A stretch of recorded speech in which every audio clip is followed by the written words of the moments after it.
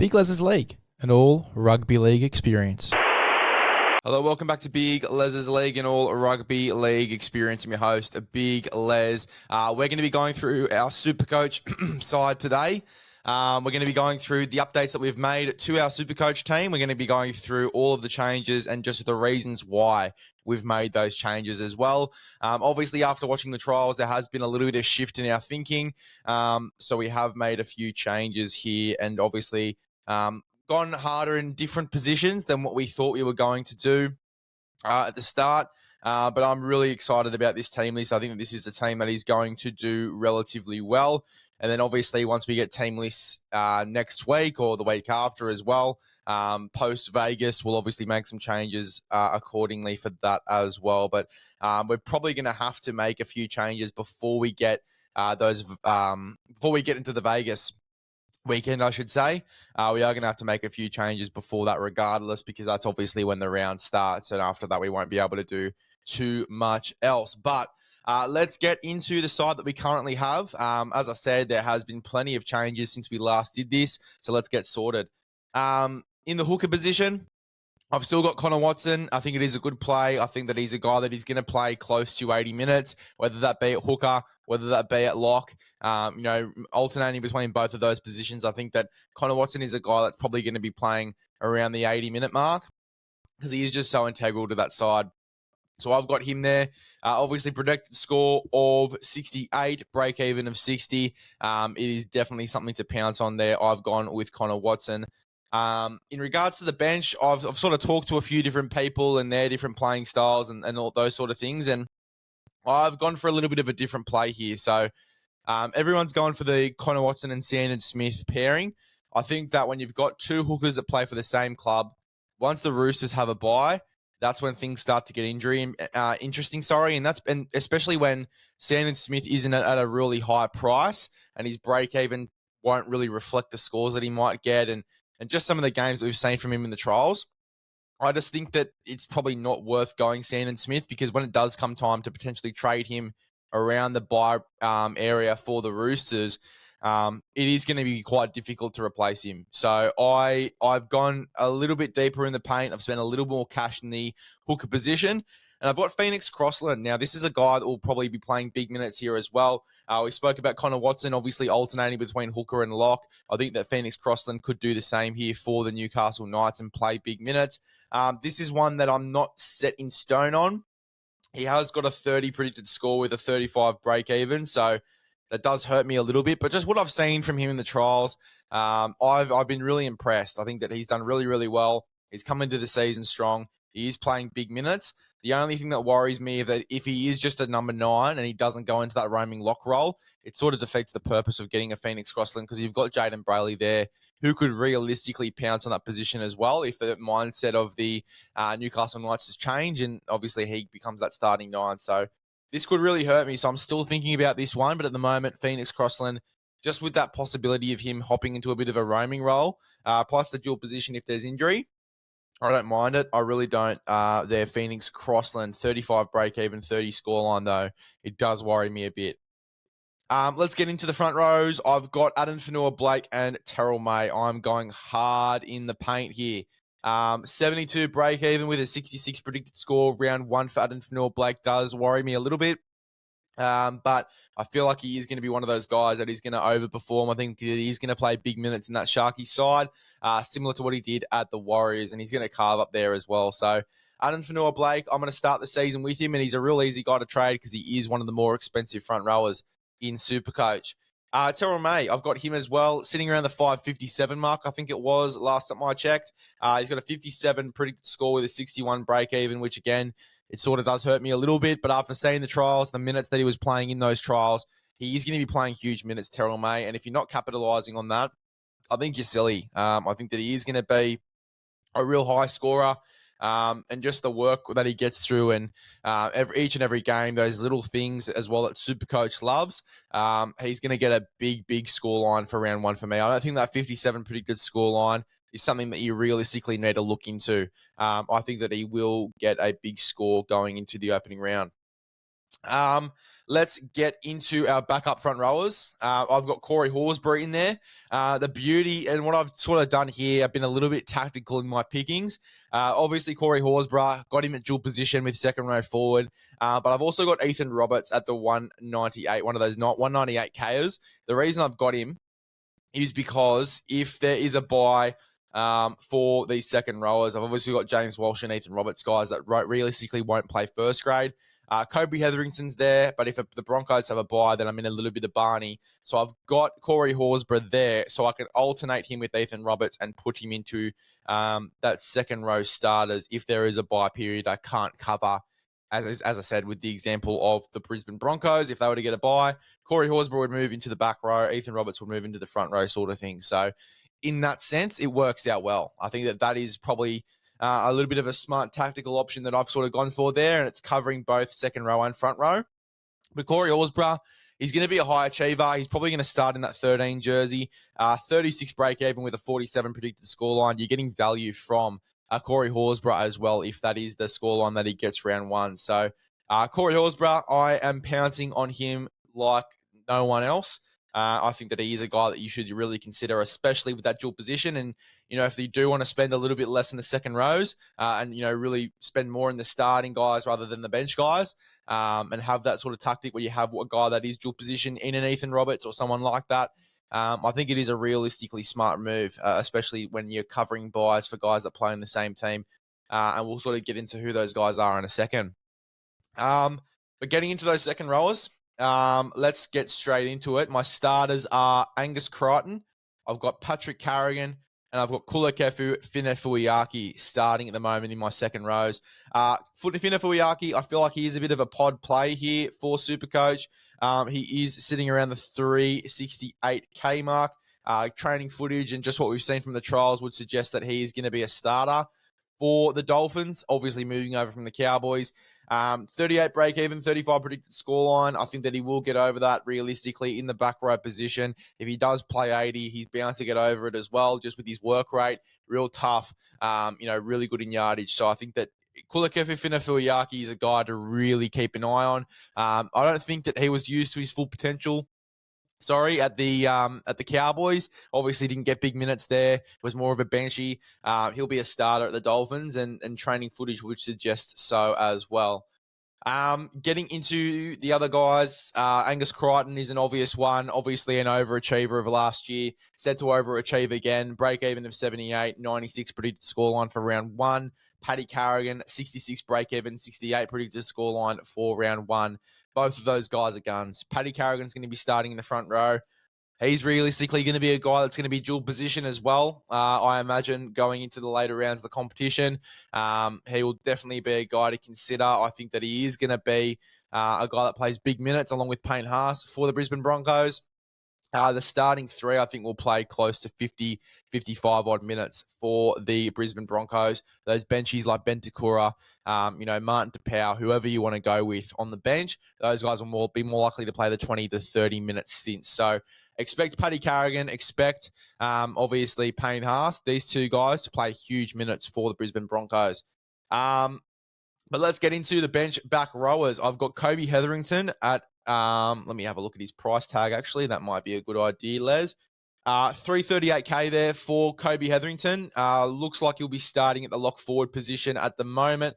I think it's a guy to consider as well. I think that obviously the predicted scoreline, I don't think will reflect what he'll actually get. I think that he'll be a guy that'll be playing close to around 40, 45 minutes for the Brisbane Broncos. Decent enough minutes. I think that he's going to get through plenty of work defensively. I just feel like he's a guy that is definitely worth having a look at for the Brisbane Broncos. He's a guy that I've definitely got in my side, and that probably won't be changing heading into round one. James Walsh, Ethan Roberts, two guys that I really like. Ethan Roberts, I'm not sure if he played too much first grade. It's more so just for that tactical reason of, Corey Horsburgh being dual position. I can swap those guys out if there is a bye, things like that. That's probably the reason I've got Ethan Roberts in there, just as a stand-in. James Walsh, I'm thinking he's more likely to play first grade this year, probably get a debut around the Origin period. Really impressed me in the trials. Very tough competitor. I imagine Christian Wolf would have a real good eye on him as well. Where if some of these older guys are underperforming, or if their guys in general are underperforming as well, if they do need a little bit of a new look and a younger look in the back row, I think James Walsh is very likely to make his debut this year. So he'll be a guy to watch. I've just got him in just as a bit of a cheapie, a bit of a stand-in, as I said before, with Ethan Roberts. Not so much the dual position reason, but obviously when you're spending more in different positions, you've got to have a few cheapies on your bench. But that's how I'm looking at the moment. Halfback. I've got Cleary. I think if you're not going with Cleary to start, you're silly. 83 break even, 85 predicted scoreline for Vegas. I'm not sure he'll get there for Vegas. I think it could be a slow start for Cleary, but we'll have to wait and see. If there is any hint of injury and Nico Hines is killing it for the Sharks, he might be someone I do consider for the Sharkies as well. I've got Cody Walker as my 5'8". I think that you've got to have a bit of sense in that regard to go with a guy like Cody Walker. Depending on if there's an injury, I'm hearing different things. He might be traded before round one kickoff, but at the moment I've got him in there.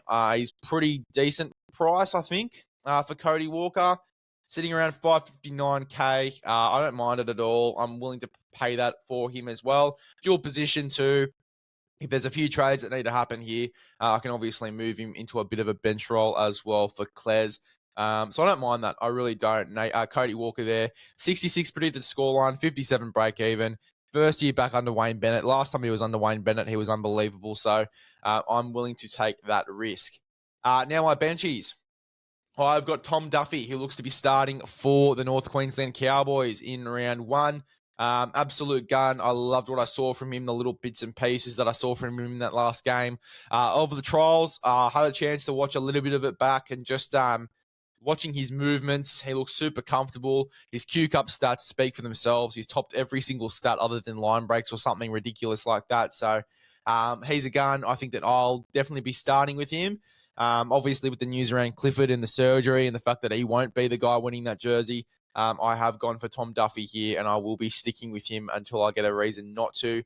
20 predicted scoreline, 20 break even with these guys that are around the 198K benchmark for price-wise. They all are the same like that, so don't take that into account. I think that you'll be making money with Tom Duffy, that's for sure. And then Luke Metcalf, I've got him in my backup 5'8" role. He is currently sitting at 443K, so I am spending a little bit on that bench role. But just with the worries around Cody Walker, he might even be a guy, Luke Metcalf, that ends up starting. I think that this is realistically what a lot of people are doing. The Tom Duffy, Luke Metcalf bench option. I think it's really smart. I think that Metcalf, he's a guy that's going to be starting at 7, but he obviously have that little bit of a safety net whereby there's a lot of halves at the Warriors, and you got Tanner Boyd, who's got a great kicking game. You got all these other guys. All signs point to yes for Metcalf, but it is good to have him on the bench to start the season at least, just as that safety net. Let's move into the back line for my SuperCoach team. I have got in my starters Zach Lomax, Ali Leatua, Tyrone Munro, and Robert Toya. Now, I have been a little bit of a hypocrite because on SuperCoach Playbook, I did say that I would not be going with Ali Leatua. I did put a comment on his post saying that I wouldn't go that way. I just thought that he was too expensive. He's sitting at 500K, which is a lot more than a lot of other guys who you could realistically get more from. But just watching him in the trials, obviously the injury to Latrell Mitchell, I had to make the change. So he's a guy that I'm happy to go with, to be honest. He's a guy that I'm happy to go with. He's got a 52 break even with a 49 scoreline. If he starts in the centers and plays 80 minutes, I can almost guarantee that he's going to get over that 49 scoreline. So very happy to go with him at the moment. I've sort of really changed my mind on him, especially with the Latrell injury and there being money spaced up in the cap. Also had Cam Murray that I needed to replace as well. So there was a little bit of cash freed up there. I've decided to spend that little bit extra and go for an Ali Leatua. Lomax, 71 predicted scoreline, 79 break even. I do like Lomax. He is going to be a guy, though, that I sort of wait the first few rounds. And if I don't like it, I probably will go in a different direction. I do like Lomax. I think that he'll go good at center. The last time we saw him at center was interesting, but I feel like this is a different side, a different halfback. a very fast style of play. The ball is realistically going to be going to the edges on tackles 2s and 3s and 4s. So I do think that Lomax is a guy that he's going to be getting through a ton of work. He's reported to have Addo Carr on his outside. So that's going to be try scorer central there on that right side, paired with Mitchell Moses. I really do like it. I'm happy to spend the $700K for him. If he doesn't perform, I realistically will be hopping to a guy like a Ruben Garrick, depending on how he goes at Manly. He was a bit of a pod play last year, so that's probably the direction that I would go with. But I'm having Lomax for the first. I think I'm going to wait 4 rounds, and then if it doesn't hit those 70s, he'll probably get traded. Tyrone Munro, I've got him as well. What's his price tag? Actually, let's have a look. He's currently sitting at $397K. I don't mind Tyrone Munro. I think that he'll have a real good start to the year. I really like watching him, and obviously he's so talented as well. I feel like that left side attack's going to get a lot of ball. If he is parked on that left side, it was alternating between left and right in the trial, so it'd be interesting to see and get a read on what the go is there. I think it was just because of injury they had to move it around a little bit, but I imagine he'll start on the left side with Whiten, and then Fletcher Myers will be on the right with Isaiah Tass to start the year, pending Campbell Graham and his injury. But I've got Tyrone Munro there. If Campbell Graham does play, Ali Liatua will come out and Campbell Graham will go in. Tyrone Munro will come out, and I'll probably go with someone else as well. So, that will be a little bit of a watch for me. But Tyrone Munro, I don't mind him for the price that he's at. I feel like he will get over that 41 scoreline. He'll score a few tries in the opening rounds. I think that he will be a purchase worth it. And then Robert Toya is just a cheapie. I've got him in there at the moment. Obviously, as I said, with his 198Kers, you've got the 20 predicted scoreline and break even. So it is worthwhile going for them. I'm a little bit more worried on Robert Toya just defensively. He wasn't that good on that right side for the Roosters. The Newcastle Knights had towed them up. Hopefully that improves and he can have a real good start to the year. I'd probably be playing him on the left alongside Tupou, and I'd probably rather have Mark Nawangani-Tawase on the right side just because it was very similar to Manu. So that's probably the direction that I would go with the Roosters. But Robert Toya, I think that he will be a guy with the price tag that's worth going for. I have got Sione Finau and some Savelio Tamale, 2 other cheapies that I think will play first grade in there as well. Finau. Sione Finau for the Dragons. I think he'll be a guy worth going for, and I think that it's been pretty well indicated that he'll be a guy that gets a starting spot, potentially over Tyrell Sloan to start the year. He is currently sitting at 279, so I think he might have gone up a little bit. But he'll definitely be a guy worth going for. Obviously, 34 predicted scoreline with a 29 break even. I think that if he does play and he does have a game like he did in the trials the other day, he'll be a guy worth pouncing on. So I've got him there. I've got Tamale there. 24 predicted scoreline, 24 break even, 26 predicted scoreline as well. So he'll be worth it in the short term. I don't mind Tamale if he starts on the wing for the Raiders. He's still got a bit to work on.